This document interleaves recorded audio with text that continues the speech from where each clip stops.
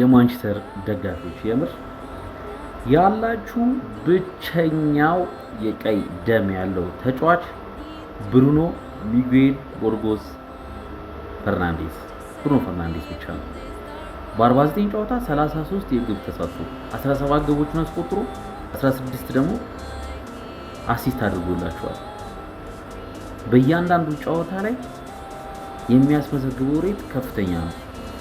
በአንድ አሰልጣኝ ብቻ አይደለም፣ ከአንድም 3 አሰልጣኞች ላይ ተመልክተናል። ይሄንን ተጫዋች ያው ኮንሲስተንስ ነው። ብሩኖ ፈርናንዴዝ ከአርቢትር ጋር ካለው ሰጣ ገባ ባሻገር ሌላ ምን ታነሱበታላችሁ? ምን አይነት ኮንፊደንስ ነው! አንዳንድ ኳሶች ፓስ የሚደረጉ ኳሶችን በኮንፊደንስ ወደ ተጫዋቾች እየገፋ ይሄድ ነበረ። ለሁሉም ተጫዋቾች ሙሉ ኮንፊደንስ ቦስት እንዲያደርጉ ያደረገው ብሩኖ ሚጌል ቦርጎስ ፈርናንዴዝ ነው። ስለዚህ ተከላካይም አማካይም አጥቂም ሆኖ የጨረሰው ብሩኖ ሚጌል ቦርጎስ ፈርናንዴዝ ነበረ። ልትኮሩበት የሚገባችሁ ልጆች ነው።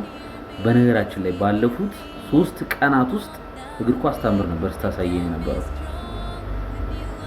ማክሰኞ ተሸንፎ ያለፉ ቡድኖችን ተመለከተ። ሮብ ዕለት ደግሞ የማይነካው የ15 ጊዜ ቻምፒየንስ ሊግ ባለቤት የሆነው ሪያል ማድሪድ አርሰናል ጥሎ አለፈ።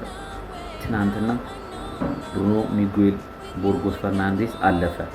ማንቸስተር ዩናይትድ አይደለም።